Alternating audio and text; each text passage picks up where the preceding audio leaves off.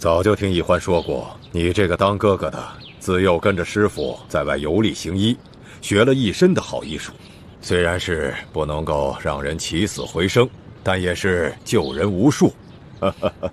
今日一见才知道，他所言非虚啊。老夫现在年龄大了，经常身体不适，你可否愿意留在府上为老夫效力呢？这个老坏蛋，果然还是不放心，想拿朱哥哥做人质。草民做了多年的游方郎中，虽然学到了不少民间的验方，但四处漂泊甚是辛苦，所以想在京城安顿下来，慢慢谋个前程。只是坐堂问诊，收入微薄，若能投靠在中堂大人门下，草民自是求之不得。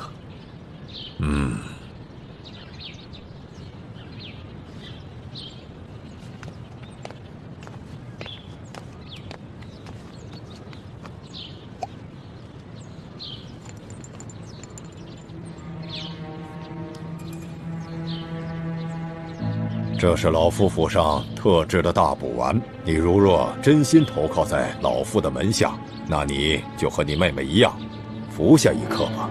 以后每个月我都会按时给你们兄妹二人送上一颗大补丸。以你的医术，你应该知道这大补丸的功效。但若是你不肯服下这颗大补丸，那老夫又该如何敢放心的去栽培你？草民只求守护我这唯一的妹妹，顺便为自己谋个好的前程，所以草民一定会对大人忠心耿耿，唯命是从。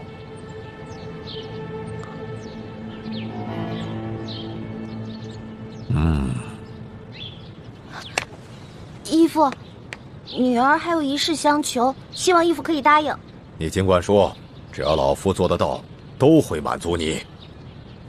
可不可以在宫中也给我哥哥某一份差事啊？因为这样我们两个既可以互相照顾对方，而且不用经过他人之嘴传给您宫中什么事儿啊，直接让我哥哥来跟您说，既方便又安全。您觉得呢？这个主意不错。眼下就有一个绝好的机会，宫中的太医院本月之中就有一个老病告退，一个回乡丁忧，眼下还正缺人手。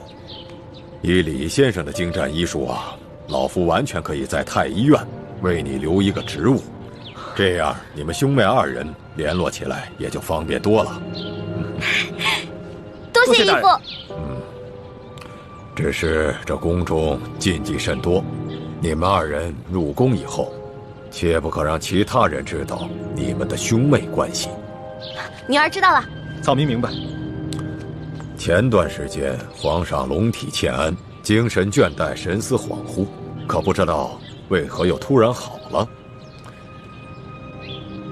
李先生，你到了太医院以后，帮老夫多加留意，看看是哪位太医医术如此高明，这么轻松就医好了皇上的龙疾。老坏蛋，你是想查出谁解了你给皇上下的毒吧？草民明白，草民一定会多加留意，有什么情况马上向大人汇报。